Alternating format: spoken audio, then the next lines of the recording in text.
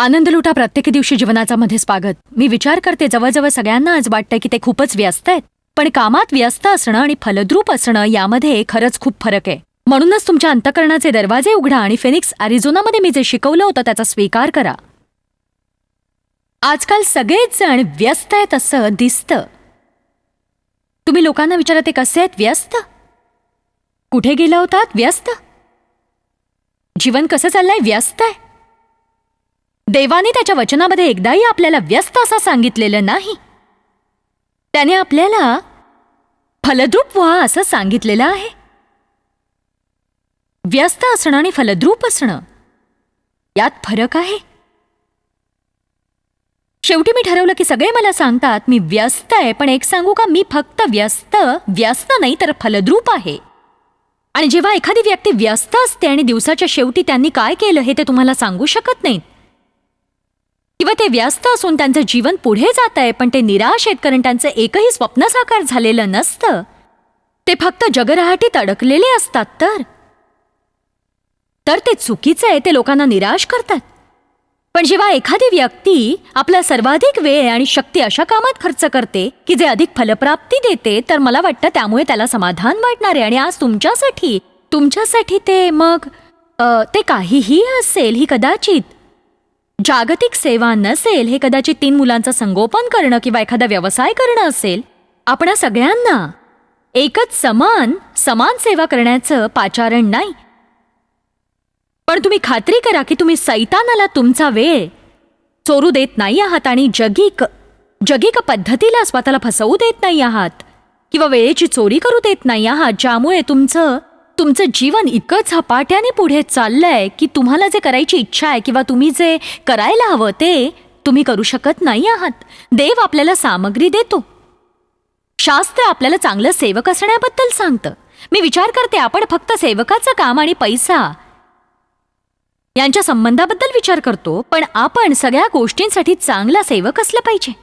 आपण आपल्या शक्तीचे चांगले सेवक असलं पाहिजे. मी अनेक वेळा लोकांना सांगते, मी लोकांना त्यांच्या स्वतःची काळजी कशी घ्यावी हे शिकवते, तेव्हा मला विश्वास आहे परमेश्वर आपल्याला आपल्या जीवनासाठी शक्ती देतो आणि ती शक्ती तो नेमून आपल्याला देतो. जर मी माझी पूर्ण शक्ती जीवनाच्या पहिल्या 40 वर्षात वापरली तर पुढच्या आयुष्यभर मी कदाचित आजारी, अनारोग्य असलेली आणि थकली भागलेली असेन. आणि म्हणून जेव्हा मनुष्य तरुण असतो तेव्हा त्याने स्वतःची काळजी घ्यावी. तुम्ही ही वृत्ती ठेवू नका, मी तरुण आहे, मला झोपेची गरज नाही, मी तरुण आहे, मी चुरमुरे खाऊन जगू शकतो. नाही, ते तुम्हाला इजा पोहोचवतं. सरते शेवटी तुम्ही जे पेराल त्याचीच कापणी कराल. वेळ ही एक संपत्ती आहे. वेळ खर्च करा ही म्हण आपण वापरतो आणि मला वाटतं मी हे काम करण्यास खूप वेळ खर्च केला किंवा मी हे करण्यास वेळ खर्च केला, ही अशी म्हण आहे जिच्यापासून आपण नेहमी दूर राहावं. माझ्याकडे थोडासा वेळ व्यर्थ घालवण्यासाठी आहे. जेव्हा आपण 2 कामामध्ये असतो आणि जर तुम्ही माझ्यासारखे असाल, मला प्रत्येक मिनिटाला फलद्रूप असणं आवडेल म्हणून मी वेळेचं योग्य नियोजन करते. कधी कधी मला ते त्रासदायक होतं कारण काही गोष्टी मला मागे घेऊन जातात आणि मग मी घाई करते आणि म्हणून माझ्या जीवनात थोडासा वेळ मी माझ्यासाठी ठेवते आणि ज्यामुळे माझ्यातील नैराश्य दूर होतं.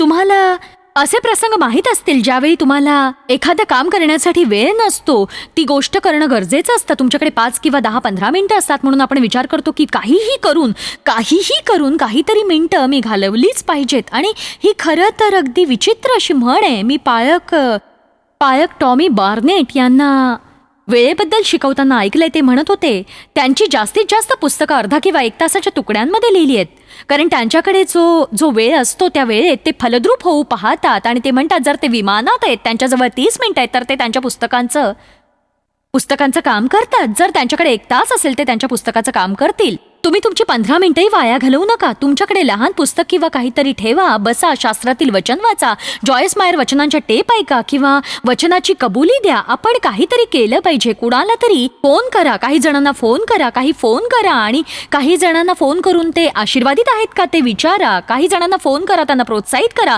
तुमच्याकडे 5 मिनिटं आहेत, ती 5 मिनिटं वापरा तुम्ही. आणि आपण वेळ वाया घालवता कामा नये. आमेन. कारण आपण जे जीवनातील दिवस जगतो ते आपल्याला पुन्हा मिळू शकत नाहीत. आपणा सगळ्यांना सारखाच वेळ देण्यात आलेला आहे. सगळ्यांना 24 तासाचाच दिवस देण्यात आलाय. आठवड्याचे 7 दिवस आहेत. वर्षाचे 365 दिवस आहेत. इथे या सभागृहात एकही व्यक्ती अशी नाही, एकही व्यक्ती नाही जी या भागात दूरदर्शन पाहून दुसऱ्यापेक्षा जास्त काही मिळवू शकते. ही एक अशी गोष्ट आहे जी देवाने सगळ्यांच्यासाठी तंतोतंत समान दिली आहे. पण ही अद्भुत गोष्ट आहे, काही लोक त्यांच्या आयुष्यात बरंच काही करतात आणि दुसरे त्यांच्या आयुष्यात काहीच करत नाहीत. हे निश्चितपणे देवाने तुम्हाला जे दिले त्याच्याशी संबंधित नाहीये. हे तुम्हाला मिळालेल्या सामग्रीचं काय करता याच्या निवडीवर अवलंबून आहे. मी विश्वास ठेवते की आज आपल्या समाजात सैतान व्यस्तपणाच्या दबावाचा उपयोग करून घेतोय. आज बरंच काही घडतंय आणि बऱ्याच कामात सहभागी होण्याची गरज आहे आणि वेगवेगळ्या ठिकाणाहून बराच दबाव आहे आणि म्हणून आज आपल्या समाजात गोंधळ आहे आणि हे शांत करण्यासाठी खूप कठीण आहे, कारण या जगात सर्वत्र गोंधळ माजलाय. आणि मी तुम्हाला सांगू इच्छिते, 100 वर्षापूर्वी लोक असं जीवन जगत नव्हते. आणि मी ठरवलं की हा समाज बदलणारा नाही, परंतु मी मात्र नक्कीच बदलू शकते. आपण आपल्या जीवनातील मार्गदर्शक दिशा सुधारू शकतो. काही युक्त्या आपणास देवाबरोबरच्या मार्गावर सुरक्षित राहण्यास मदत करतात. बघा, सगळ्यात वाईट गोष्ट कोणती की वय झाल्यावर किंवा म्हातारं झाल्यावर असं वाटणं की आपण जे करण्याचा विचार केला होता ते आपण करू शकलो नाही, किंवा जे काही करण्याची गरज होती तिथपर्यंत आपण पोहोचू शकलो नाही. कधीच काही खऱ्या योग्यतेचं आपण केलं नाही. पाठी वळून पाहणं आणि समजून घेणं की आपलं आयुष्य व्यर्थ गेलंय. आता याबद्दल काही करण्यासाठी खूप उशीर झालाय आणि खरंच हे खूप वाईट असतं. आणि म्हणूनच या सभागृहात तुमचं वय कितीही असू द्या, आत्ता केलेली सुरुवात ही कधीच उशिरा नसते.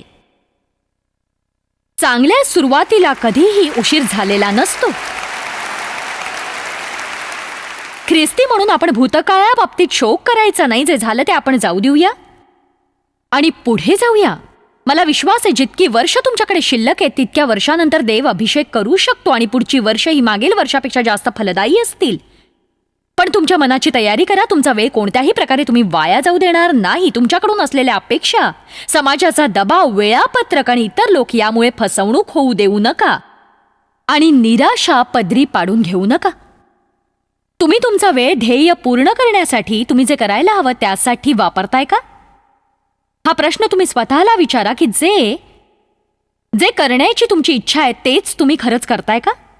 तुम्ही इतर लोकांच्या अपेक्षा आणि सभोवतालच्या वातावरणाच्या दबावाखाली आहात का, की तुम्ही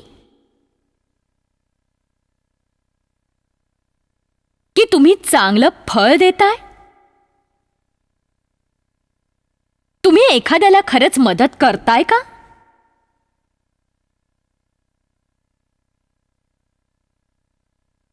तुमच्या व्यस्तपणाचा परिणाम तुम्ही प्रत्यक्षात पाहताय का, किंवा तुम्ही नुसतेच व्यस्त आहात? मी कडक वेळापत्रक ठेवते. कदाचित आठवड्यातून माझ्याकडे शक्यतो 10 लोक येतात आणि म्हणतात तुम्ही व्यस्त आहात. तुम्हाला माहिती मी आता काय करते? मी म्हणते नाही, मी व्यस्त नाही, मी फलदायी आहे. त्यामध्ये फरक आहे. फक्त व्यस्त असणं आणि काहीच न मिळवणं आणि जग ज्याला व्यस्त म्हणू शकतं आणि फलद्रूप असणं यात फरक आहे. तुम्ही बघा, मला माझं जीवन आवडतं कारण मला जे मिळवायचंय त्याची खरी जाणीव मला आहे आणि देवाचे आभार, शेवटी मी माझ्या आयुष्यात थोडंफार मिळवलंय. मी तुम्हाला सांगू शकते, मी त्या संतुलनाशिवाय अनेक वर्ष जीवन जगले. मी खूप दबावाखाली होते, पण मी आता संध्याकाळी विश्रांती घेते आणि जेव्हा मला विश्रांती घेण्याची गरज असते मी विश्रांती घेते. मी 75 पुस्तकं लिहिली आहेत. मी जगभर प्रवास केलाय. मी प्रेम करते, म्हणजे मी वस्तुस्थितीवर प्रेम करते की जरी सैतानाने माझं बालपण गैरवापराद्वारे चोरलं तरी प्रत्येक दिवशी मी चांगलं फळ देतेय आणि इतरांना मदत करतेय. तुम्हीही हे करू शकता.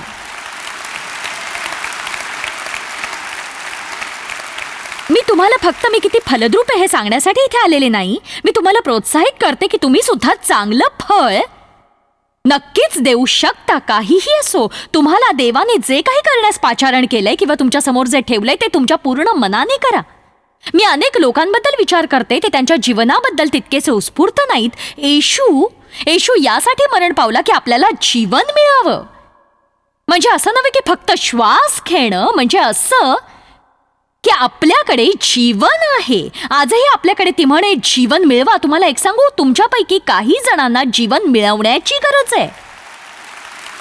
ही फक्त आपल्या भोवतालच्या किशोरवयीन मुलांच्यासाठी म्हण नाहीये. जर तुम्ही चांगलं फळ दिलं नाही तर मग आपलं जीवन अगदी अगदी भयंकर होऊन जाईल आणि तुम्हाला खूप निराश वाटेल. एक सांगू, तुम्हाला फळ देण्यासाठी निर्माण केलं गेलं आहे. देवाने तुम्हाला जे करण्यासाठी निर्माण केलंय ते तुम्ही करत नाही आहात तर तुम्ही निराश होत चाल.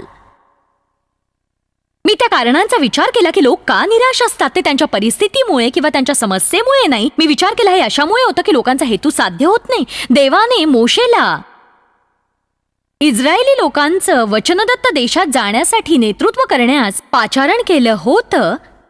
यहोशुवा 1 अध्यायात तो म्हणतोय की हे नियमशास्त्राचं पुस्तक जे मी तुझ्यासमोर ठेवित आहे त्याचे तू आज्ञापालन करशील.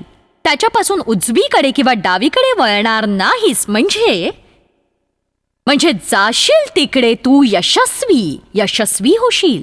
प्रत्येकासाठी भरभराटीचं, आशीर्वादित, अद्भुत, आनंदाने भरलेलं आणि फलदायी असं आशीर्वादित जीवन देवाकडे आहे. तुम्हाला एकटंच राहून कुणाला तरी देवाने एक महान जीवन देऊ केलंय याबद्दलची साक्ष देण्याची गरज नाहीये. खरंच लक्ष द्या, माझ्या जीवनात अशी अनेक वर्ष होती जेव्हा माझं जीवन महान नव्हतं. पण ही देवाची चूक नव्हती आणि माझी सुद्धा परिस्थिती नव्हती. हा माझा दोष होता. आणि जोवर मी जबाबदारी स्वीकारली नाही आणि काही बदल केले नाही तोवर स्तब्ध राहून अशी कल्पना करू नका की माझी इच्छा आहे मी फलदायी असावं.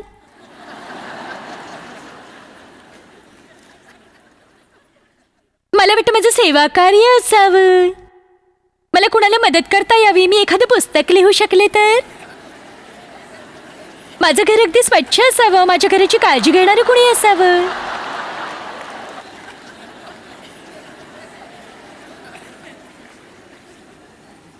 लोकांनी काय करायला हवं तर स्वतःला दोष देणं बंद करायला हवं. जर असा विचार तुम्हाला सतावत असेल तर तुम्ही तो आपल्या मनातून काढून टाका आणि समजा की प्रत्येकाला संधी मिळते आणि तीच संधी तुम्हाला सुद्धा मिळालीये. देव हा पक्षपाती नाहीये. तो जे एकासाठी करतो ते सगळ्यांसाठी करतो. परंतु तुम्हाला तेच मार्गदर्शन घेतलं पाहिजे. तुम्ही ऐकलत का?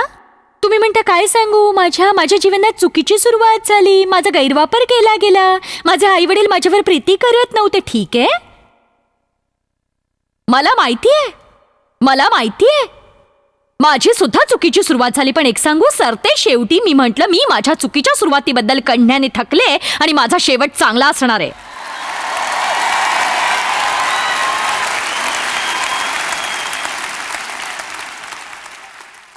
आज मी माझ्या अंतःकरणात सशक्त आहे. जर मी क्षणभर आत्म्याने तुमची सेवा करू शकले, आठवड्याच्या शेवटी निश्चितपणे मी काही लोकांना निर्णय घेण्यास प्रवृत्त करू शकणार आहे. खरंच. आणि जर तुम्ही निर्णय घेणार नसाल तर मी तुम्हाला मदत करू शकत नाही. तुम्ही इथे याल, उत्तम संगीत ऐकाल, हा कार्यक्रम छानपणे पाहाल किंवा तुम्ही माझ्या शिक्षणाचा आनंद घेऊ शकाल. तुम्ही माझ्या कपड्यांची प्रशंसा करू शकाल. तुम्ही माझी टेप पुस्तकं विकत घ्याल. तुम्ही सगळं काही करू शकता. पण जर तुम्ही निर्णय घेतला नाहीत, तुमचा निर्णय म्हणजे तुम्हाला ठाऊक आहे काय? माझा ऐका, नेहमीच निर्णय म्हणजे बदल असतो. जर तुम्ही वजन कमी करण्याचा निर्णय घेतला तर घरी जा, खाण्याच्या पद्धतीत बदल करा. व्यायाम करण्याचा निर्णय घ्या आणि वेळापत्रकात बदल करून व्यायामासाठी तुम्ही वेळ काढायलाच हवा, नाही का? जर तुम्ही निर्णय घेतलात तुम्ही व्यस्त राहणार नाही, तुम्ही फलद्रूप व्हाल, तर मी तुम्हाला सांगू का, तुम्हाला काही परिवर्तन करावंच लागेल. तुम्ही ज्या गोष्टी आज करताय त्या थांबवाव्या लागतील. तुम्हाला काही लोकांना नाही म्हणावं लागेल ज्यांना नाही ऐकण्याची इच्छा नसेल. काही लोक तुमच्यावर भरपूर रागावतील. काही लोकांना समजणार नाही. पण तुम्ही एक व्यक्ती आहात जी देवासमोर उभी राहणार आहे आणि तुमच्या जीवनाचा हिशोब तुम्हालाच द्यायचा आहे.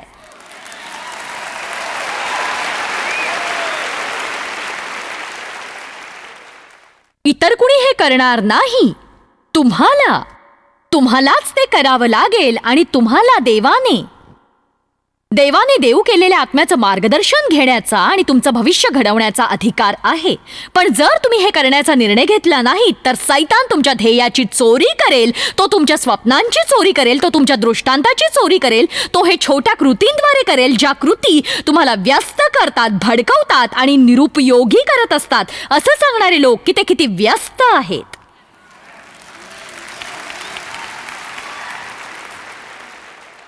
ते सतत सांगतात की ते व्यस्त आहेत आणि हे ऐकण्याचा मला खरंच कंटाळा आलाय. आपण संबंध ठेवण्यासाठी अतिशय व्यस्त आहोत. थँक्यू कार्ड पाठवण्यासाठी आपल्याकडे वेळ नाहीये. कुणीतरी आपल्याला नाताळाला भेटवस्तू देतं आणि आपण त्यांना जून महिन्यात थँक्यू कार्ड पाठवतो. देवाबरोबर वेळ तुम्ही घालवू शकत नाही इतके तुम्ही व्यस्त आहात. देवाबरोबर संबंध जोडू शकत नाही. स्वतःच्या शरीराची तुम्ही काळजी घेऊ शकत नाही. आणि हे चूक आहे. सहमत आहात माझ्याशी तुम्ही? आज इथे योग्य श्रोते आहेत आणि योग्य संदेश आहे. आमेन.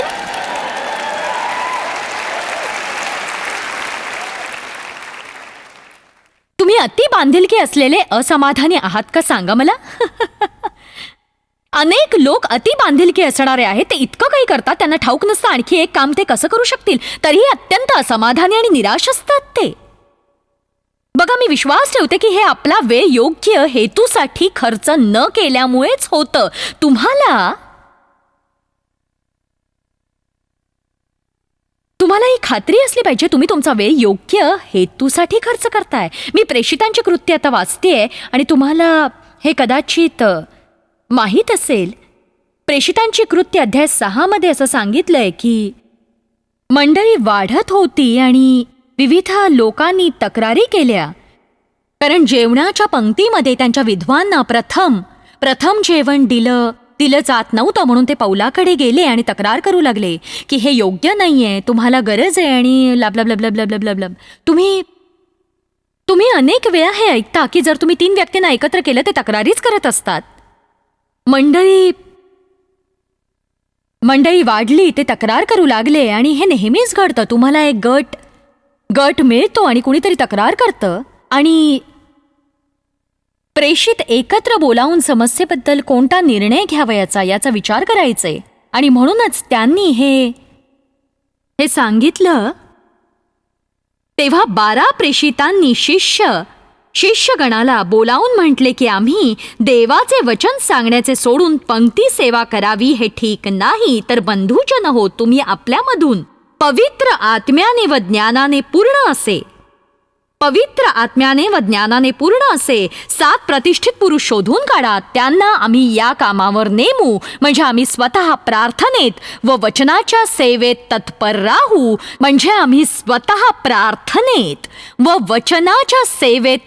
राहू. आता मला तुम्हाला एक सांगू द्या की जर तुम्ही तुमच्या ध्येयाशी आणि हेतूशी जखडून असाल तर तुम्हाला जे काम करायचंय त्याच्याशी निष्ठावान असाल तर तुम्हाला परिस्थिती योग्य प्रकारे हाताळता आलीच पाहिजे. ते तुम्ही शिकून घेतलं पाहिजे. समस्या निर्माण झाली आणि पौलाने त्या समस्या सोडवाव्यात असं त्यांना वाटत होतं. प्रत्येकाला नेहमीच असं वाटतं तुम्ही एकच असावं ज्याने समस्या सोडवावी. पण कधी कधी तुम्हाला असं सांगावं लागेल. एक सांगू का, मी ती समस्या सोडवू शकत नाही. मी ती समस्या दुसऱ्या कुणाच्या हाती सोपवतो आणि मी निष्ठावान राहीन. बघा, निष्ठावान, मी माझ्या ध्येयाशी निष्ठावान आहे. एक सांगू, तुमच्यापैकी बरेच जण असं करतात. मी तुम्हाला हे म्हणत नाही की कुणी करत नाही, पण तुम्ही इथे बोलून किंवा दूरदर्शन पाहून किंवा टेप रेकॉर्ड ऐकून जर प्रत्येक ख्रिस्ती माणसाने त्याचा महत्वाचा सकाळचा वेळ काहीही न करता देवाबरोबर घालवण्यासाठी दिला तर तुमचं जीवन खरंच खूप बदलून जाईल. कल्पना आहे तुम्हाला?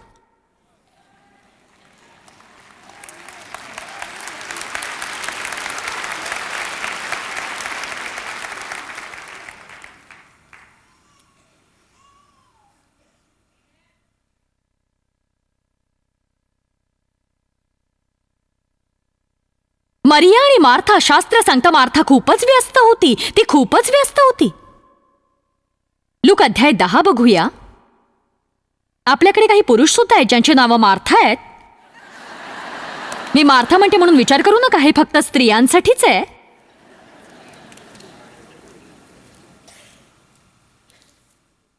मी शास्त्रावर प्रेम करते. लूक अध्याय 10 वचन 38. मग ते पुढे जात असता तो एका गावात आला, तेव्हा मार्था नावाच्या एका स्त्रीने त्याचे आपल्या घरी स्वागत केले. तुम्हाला माहितीच आहे, मार्थेचं येशूवर प्रेम होतं, पण तिला माहीत नव्हतं प्राधान्य कशाला द्यायचं. प्राधान्यक्रम हा आपण ठरवायलाच हवा, हे माहिती आहे तुम्हाला. खरं तर योग्य प्राधान्यांचा महिन्यातून एकदा आपण आपलं वेळापत्रक आखलं पाहिजे. आमीन. तिला मरिया नावाची एक बहीण होती. तीही प्रभूच्या चरणाजवळ बसून त्याचे भाषण ऐकत राहिली. तेव्हा मार्थेला फार काम पडल्यामुळे तिची तारांबळ उडाली. तुम्ही हे विस्तारित भाषांतरात पाहिले का? पूर्णपणे कामात गुंतलेली आणि खूपच व्यस्त. ज्या गोष्टीकडे तिने लक्ष केंद्रित करायला हवं होतं त्यासाठी ती चलबिचल झाली होती, कारण त्यावेळी येशू ख्रिस्त तिथे होता. किती लोकांना वाटतं की या आठवड्याच्या शेवटच्या सभेसाठी ते उपस्थित राहायला पाहिजे, असं ज्यांना वाटतं त्यांनी येण्यासाठी योजना बनवली होती, पण ते कामात व्यस्त राहिले.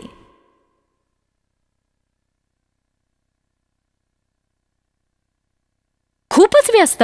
असे किती जण विचार करतात ज्यांना माहिती आहे की सकाळचा वेळ देवाबरोबर ते घालवू शकतात, पण ते अंथरुणावरून उठतात आणि अनेक प्रकारच्या कामांनी सुरुवात होते आणि ते व्यस्त होतात. व्यस्त व्यस्त व्यस्तपणाचा बिल्लाच आहे हा. कसं तरी करून आपण विचार करतो श्वास घेणं हा आपला हक्क आहे. कसे आहात तुम्ही? व्यस्त. सध्या तुम्ही काय करताय? ओ, मी खूपच व्यस्त आहे. मी हे लोकांकडून स्वीकारण्यासाठी थकले आणि मी आता यापेक्षा जास्त ऐकणार नाही. मी म्हणते, तुम्ही कोणत्या प्रकारचं फळ दिले?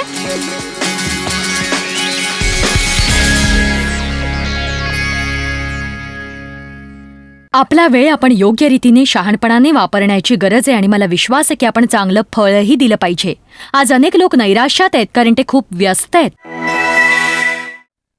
प्रत्येक दिवशी आपण देवाबरोबर वेळ घालवायला हवा, त्याच्या वचनाचा अभ्यास करायला हवा, प्रार्थनेसाठी वेळ द्यायला हवा आणि हे आपण करायलाच हवं. पण अनेक सबबी आपण सांगत असतो की मी खूपच व्यस्त आहे. आपल्याला हे आठवायला हवं की आपण देवाची सेवा आपल्या वेळापत्रकानुसार करू शकत नाही. आपण आपलं वेळापत्रक त्याच्यानुसार आखायला हवं. मला तुम्हाला प्रोत्साहित करायचंय, तुम्ही देवासाठी वेळ देणं ही गोष्ट खरंच खूप महत्वाची आहे. तुम्ही देवासाठी व्यस्त आहात तर तुम्ही निश्चितच व्यस्त आहात. तुमच्या आयुष्यात अशा काही गोष्टी असतील ज्या देवासाठी कोणतंही फळ देत नसतील, तर त्या गोष्टी तुम्ही छाटून टाका आणि अशा गोष्टींसाठी वेळ द्या ज्या भरपूर चांगलं फळ देतील. आणि हेच खरंच खूप महत्वाचं आहे. पुन्हा भेटूया.